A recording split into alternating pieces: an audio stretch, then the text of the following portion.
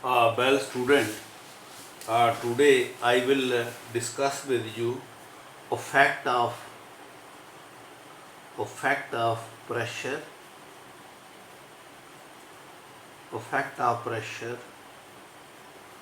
on the absorption of absorption of gases, absorption of gases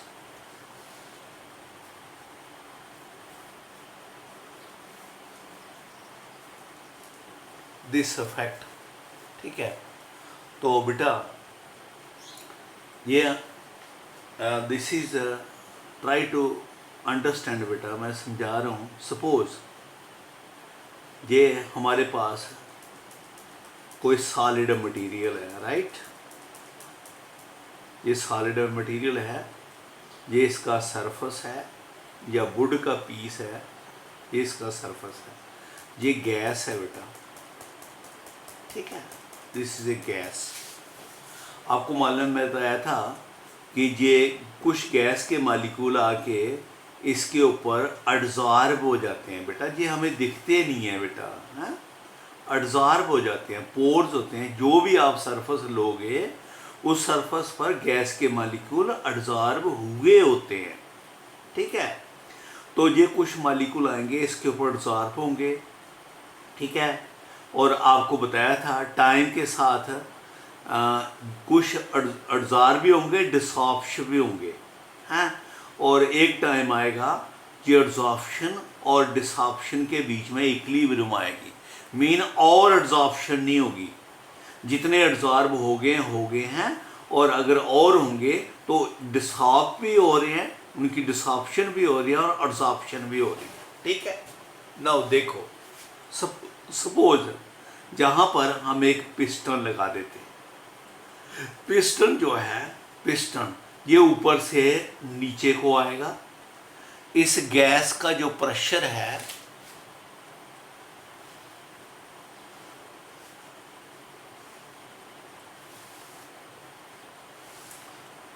हाँ बेटा, ये out of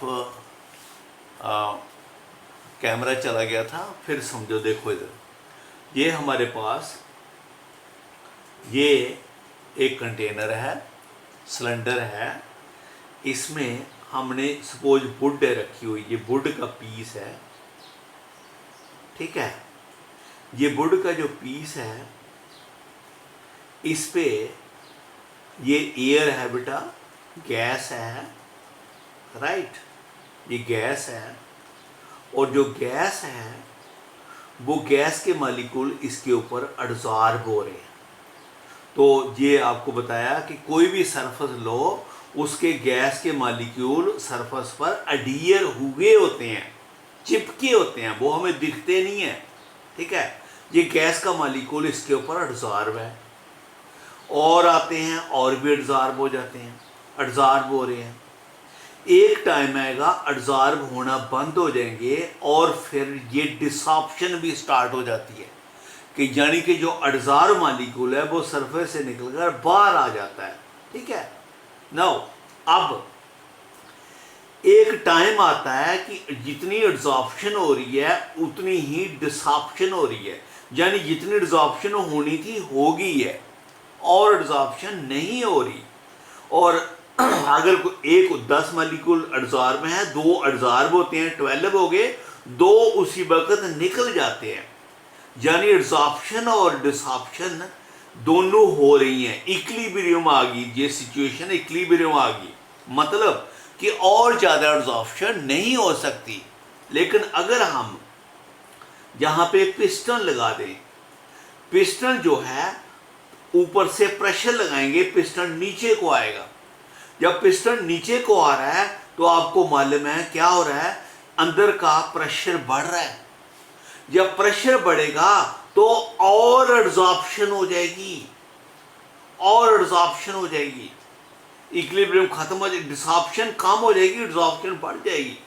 और प्रेशर बढ़ाओगे और एब्जॉर्प्शन हो जाएगी, और प्रेशर बढ़ाओगे और एड्सॉर्प्शन होगी, यानी जितना प्रेशर बढ़ा रहे हो एड्सॉर्प्शन बढ़ रही है। ठीक है, अब देखो अगर हम ये प्रेशर बढ़ाने से एब्जॉर्प्शन बढ़ती जा रही है, लेकिन एक टाइम आएगा आप जितनी भी प्रेशर बढ़ा रहे हो एब्जॉर्प्शन और नहीं होगी, सैचुरेशन पॉइंट पहुंच जाएगा कि कितना भी प्रेशर लगा रहे हो और ज्यादा एब्जॉर्प्शन नहीं होगी। मेरी बात समझ गए? अब ध्यान से सुनो फिर बात, मैं इसको उल्टा बता रहा हूं। मेरा मतलब कहने का कि जितना ज्यादा प्रेशर लगाओगे उतनी एब्जॉर्प्शन ज्यादा होगी, लेकिन एक टाइम आएगा कि और प्रेशर बढ़ाने से एब्जॉर्प्शन इंक्रीज नहीं होगी। एक टाइम आएगा बिल्कुल नहीं इंक्रीज होगी। पहले तो आप प्रेशर बढ़ा रहे हो, एब्जॉर्प्शन बढ़ती जा रही है, लेकिन एक पॉइंट आएगा जब प्रेशर कितना भी बढ़ा दो एब्जॉर्प्शन और इंक्रीज नहीं होगी। समझा गई बात? दूसरा, इसको इसी को ऐसे एक्सप्लेन कर रहा हूं। सपोज ये आपका वुड का पीस है, हम कहते हैं इसके आगे पीछे एयर है और जो एयर है इसके ऊपर एब्जॉर्ब भी हो रही है और डिसॉर्ब भी हो रही है, इक्विलिब्रियम पहुंच चुके हैं। क्योंकि जहां पर कोई प्रेशर है, कितना भी प्रेशर है, अगर हम जहां पे वैक्यूम पंप लगा दें, अंदर की हवा बाहर निकाल दें, तो आपको मालूम है प्रेशर कम हो जाएगा। अब एब्जॉर्प्शन डिसॉर्प्शन बढ़ जाएगी, जो एब्जॉर्ब मॉलिक्यूल है वो डिसॉर्ब होना शुरू हो जाएंगे, निकलना शुरू हो जाएंगे। ठीक है, अगर और वैक्यूम करते जा रहे हो तो और डिसॉर्ब हो जाएंगे। एक टाइम आएगा जहां प्रेशर इधर जीरो हो जाएगा, तो जितने भी मॉलिक्यूल एब्जॉर्ब हैं वो यहां से निकलकर बाहर निकल जाएंगे। मेरा मतलब है जहां प्रेशर कम किया आपने तो एब्जॉर्प्शन कम होगी, और जहां प्रेशर बढ़ाया एब्जॉर्प्शन बढ़ गई। तो इसका मतलब है प्रेशर बढ़ाने से या कम करने से एब्जॉर्प्शन चेंज हो जाती है। अब ये जो इसके लिए हम एक कर्व बनाते हैं, जिस कर्व का नाम रखा हुआ हमने फ्रेंडलिक, FREUNDLICH,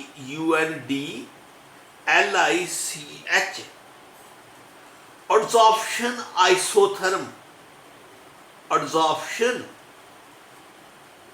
आइसोथर्म, आइसो मैंने constant, therm mean temperature, temperature हमने कांस्टेंट रखा हुआ है, उसके बेस पे आप एक कर्व बना रहे हैं। पहली तो बात ये है, हम ये कहते हैं XYM is directly proportional to pressure. ये जो हमने इधर बनाया, व्हाट इज X? X जो है अमाउंट ऑफ एड्सॉर्बेट, यानी जो गैस एड्सॉर्ब हो रही है, और M is amount of adsorbent है। वुड आपका एड्सॉर्बेंट है और जो गैस इसके ऊपर एड्सॉर्ब हो रही है दैट इज एड्सॉर्बेट। ये आपको आगे बता दिया। तो हम कह रहे हैं XYM is directly proportional to P। ये M जो है इसको कांस्टेंट है, ये P सा बोल दे लिया, वो कांस्टेंट है, लेकिन what is variable X? X क्या है? Amount of adsorbate. तो XYM is directly proportional to P, mean जितना प्रेशर बढ़ा रहे हो इतना X का अमाउंट जो है वो वुड के ऊपर एड्सॉर्ब ज्यादा हो रहा है। मेरी बात समझ गए? तो इसको मैं लिख सकता हूं XYM is equal to K into P बेटा। ठीक है, XYM is equal to K is the proportionality constant. It is the proportionality constant. Proportionality constant. Constant. ठीक है बेटा, its value depends upon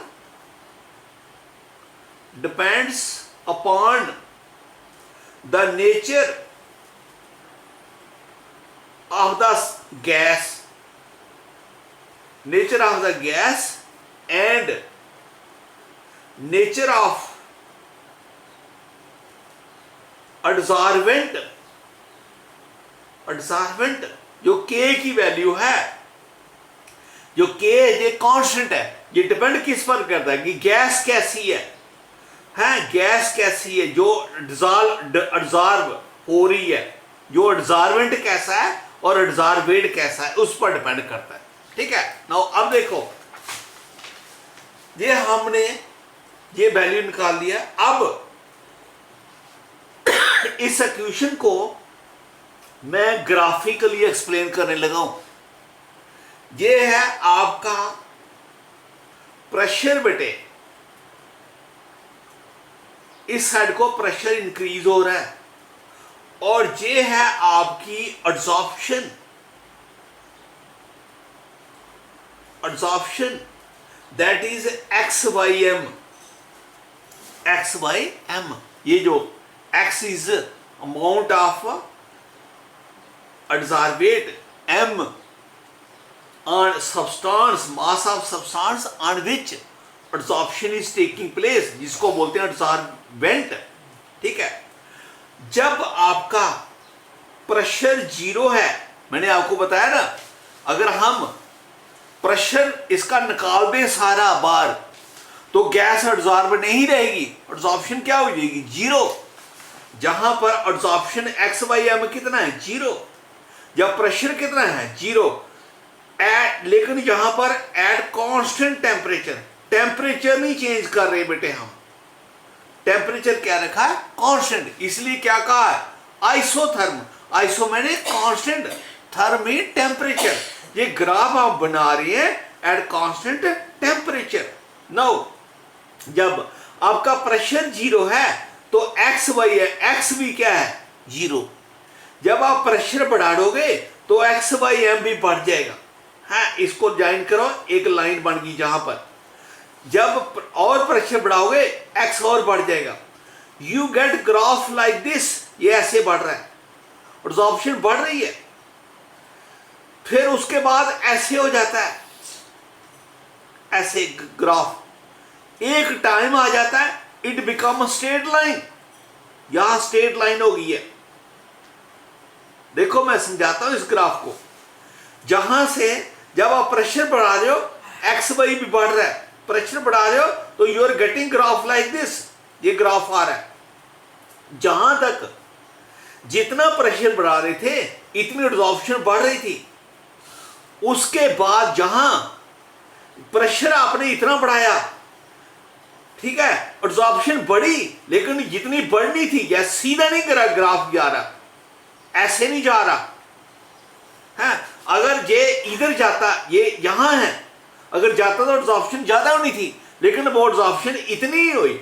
यानी कि जहां तक जितना आपने प्रेशर बढ़ाया है उतनी एब्जॉर्प्शन ज्यादा हुई है। लेकिन इसके बाद जब आप एब्जॉर्प्शन बढ़ा रहे हो, जब आप एब्जॉर्प्शन बढ़ा रहे हो तो, और जब आप प्रेशर बढ़ा रहे हो, इसके जहां से लेकर जहां तक जब आप प्रेशर बढ़ा रहे हो, एब्जॉर्प्शन इंक्रीज हो रही है, लेकिन इतनी ज्यादा नहीं हो रही, उसके डायरेक्टली प्रोपोर्शनल नहीं हो रही। जब आप जहां पहुंच जाते हो, जहां पहुंच के आप प्रेशर बढ़ा रहे हो, लेकिन एब्जॉर्प्शन नहीं बढ़ रही, एब्जॉर्प्शन कांस्टेंट बेटा। यानी कि इसके बाद आप कितना भी प्रेशर बढ़ा दो और एब्जॉर्प्शन नहीं हो रही। जहां से जहां तक जैसे आप प्रेशर बढ़ा रहे थे एब्जॉर्प्शन बढ़ रही थी, लेकिन जहां से जहां तक आप प्रेशर बढ़ा रहे हो एब्जॉर्प्शन बढ़ रही है, लेकिन जितना प्रेशर बढ़ा रहे हो उतनी नहीं बढ़ रही, उससे थोड़ी क्या हो रही है? कम हो रही है। ये बीच में जहां से ग्राफ, ये वाला जो पार्ट है, दोबारा अंडरस्टैंड करो। जहां से जहां तक जितना प्रेशर बढ़ा रहे हो उतनी एब्जॉर्प्शन बढ़ रही है। जहां से जहां तक जितना प्रेशर बढ़ा रहे हो एब्जॉर्प्शन बढ़ रही है, लेकिन प्रेशर जितना बढ़ा रहे हो उतनी नहीं बढ़ रही, उससे थोड़ी सी एब्जॉर्प्शन कम बढ़ रही है, ये जहां से जहां तक। लेकिन जब आप जहां पहुंच जाते हो, आप कितना भी प्रेशर बढ़ा दो, एब्जॉर्प्शन कांस्टेंट है बेटा, वो नहीं बढ़ रही। तो this is how we explain it graphically. ठीक है, फिर मैं समझाता हूं। देखो इधर, ये हम ग्राफ बना रहे हैं, ये दोबारा बना रहा हूं graph. This is pressure and this is X Y M, amount of gas which is absorbing on certain amount of a adsorbent. X is adsorbed weight and M is adsorbent। ठीक है, जहां से जहां तक ये ग्राफ जा रहा है, जैसे जैसे आप प्रेशर बढ़ा रहे हो एब्जॉर्प्शन भी बढ़ रही है, लेकिन जहां से जहां तक कर्व जो वो स्ट्रेट लाइन नहीं है, टेढ़ा है, ऐसे आ रहा है। ठीक है, जहां से लेकर जहां तक जैसे प्रेशर बढ़ा रहे हो एब्जॉर्प्शन बढ़ रही है, लेकिन इतनी नहीं बढ़ रही। अगर सीधा जाता तो एब्जॉर्प्शन इतनी हो जानी थी, लेकिन ये एब्जॉर्प्शन कितनी हुई है? इतनी। अगर सीधा जाता तो इतनी एब्जॉर्प्शन ज्यादा होनी थी, लेकिन ये कितनी हुई है? ये कम हुई है। इसके बराबर जाओगे तो ये कम हुई है। तो एब्जॉर्प्शन बढ़ी लेकिन इतनी नहीं बढ़ी। उसके बाद it become straight line, straight line हो गया। आप कितना भी प्रेशर बढ़ा लो, ये प्रेशर बढ़ा रहे हो, आप प्रेशर बढ़ा रहे हो, लेकिन एब्जॉर्प्शन इंक्रीज नहीं हो रही। हम कहते हैं जहां से लेकर जहां तक जो एक्स वाई एम है, that is equal to directly proportional to P. लिख सकते हो कि जितना प्रेशर बढ़ा रहे हो उतना एक्स उसका भी बढ़ रहा है। इसको मैं ये भी लिख सकता हूं, X Y M is equal to K P. K तो कांस्टेंट है ना, तो जितना पी बढ़ रहा है एक्स उतना बढ़ रहा है जहां से लेकर जहां तक। लेकिन जहां से लेकर जहां तक ये वाला जो कर्व है, जहां पर लिखते हैं X Y M is equal to K P raise power 1/n बेटा, 1/n।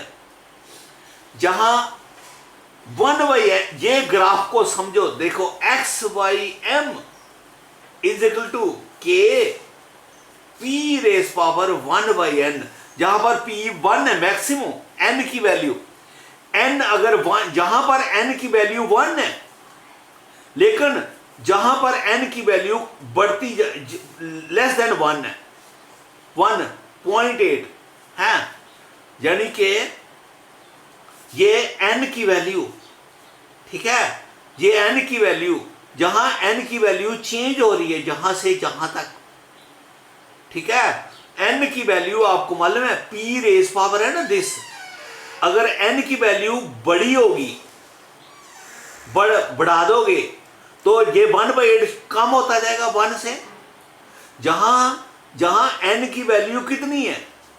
1 है, ठीक है, वो 1 है, ये 1 हो गया ना, ये p हो गया, मैक्सिमम होगी। लेकिन अब n की वैल्यू जो है वो क्या हो रही है? ये 1/8, 1/10 है, ऐसे n की वैल्यू चेंज हो रही है। तो n अगर k p 1/8 बड़ा है या k p 1/100 बड़ा है, ये बड़ा है, तो n की वैल्यू चेंज हो रही है, ठीक है। और जहां पर इसके बाद j p पर डिपेंड ही नहीं कर रहा, जहां से लेकर जहां तक n की वैल्यू चेंज हो रही है, ये इस n की आपको बताया, अगर ये 1/8 है, ये 1/100 है, कौन है बड़ा? जे p बड़ा है, क्योंकि p रेज पावर 1 बड़ा होता है, या p रेज पावर 0.1 बड़ा होता है, या p रेज पावर 100 बड़ा होता है। p रेज पावर 100 सबसे बड़ा है, 1 उससे कम है, 0.1 उससे कम है, तो ये 0.1, ये 0.8 है, 1/8 है, ठीक है, 1/8 है, 1/100 है। 1 जितना ये p कम हो रहा है, p क्या कम हो रहा है, यानी p पर डिपेंड नहीं कर रहा। क्या? p की वैल्यू कम होती जा रही है, p पर डिपेंड कम कर रहा है। और उसके बाद p पर डिपेंड ही नहीं कर रहा, यहां से यहां पर क्या हो रहा है, X by M is equal to K P raise power 0, anything raise power 0 become 1। ये डिपेंड किस पर कर रहा है, सिर्फ के पर कर रहा है, पी पर डिपेंड नहीं कर रहा। पी कम हो जाए या ज्यादा हो जाए ये उस पर डिपेंड नहीं कर रहा। और जहां से लेकर जहां ग्राफ जो है that is X by M is equal to K P, P पर डिपेंड कर रहा है, ये तो कांस्टेंट है, जितना पी ज्यादा है एक्स भी ज्यादा है। लेकिन जहां से जहां तक एक्स बाई एम जो है वो डिपेंड कर रहा है P raise power 1 by N, N की वैल्यू चेंज हो रही है और पी की वैल्यू भी क्या हो रही है, चेंज हो रही है। जितना पी बढ़ा रहे हो उतना नहीं एक्स बढ़ रहा, लेकिन एंड पे जाके X by M is equal to K P 0, P पर डिपेंड नहीं कर रहा। पी जितना भी बढ़ा दो लेकिन एक्स बाई एम बढ़ नहीं रहा। मेरी बात समझ गए। अब हम ये समझते हैं कि X by M is equal to K P raise power 1 by N है। ये एन की वैल्यू चेंज हो रही है और उसकी वजह से ये हमने एक फाइनलाइज रिलेशन की। अगर हम इसको लॉग लगाएं, अप्लाइंग लॉग ऑन बोथ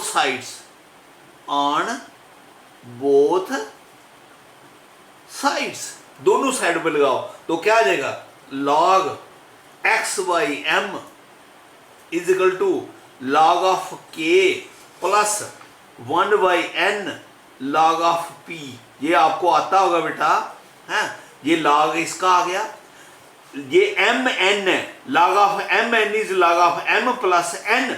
ठीक है, इसको दोबारा सुनो, देखो ये पढ़ा होगा ना आपने, log of M N is equal to log of M plus log of N. ये दोनों का M N is log of M plus N. तो ये एम मान लो, ये एन मान लो, इसको एक मान लो, इसको दूसरा मान लो, तो इसका क्या आ जाएगा, log of X by M is equal to log of K, ये log of K plus log of P raise power 1 by N. इसको दोबारा लिख सकता हूं, log of X by M is equal to log of K plus ये any log X, N क्या होता है, एन लॉग एक्स, तो एन को पहले ले आए 1 by N log of P. बेटा ये हमारी एक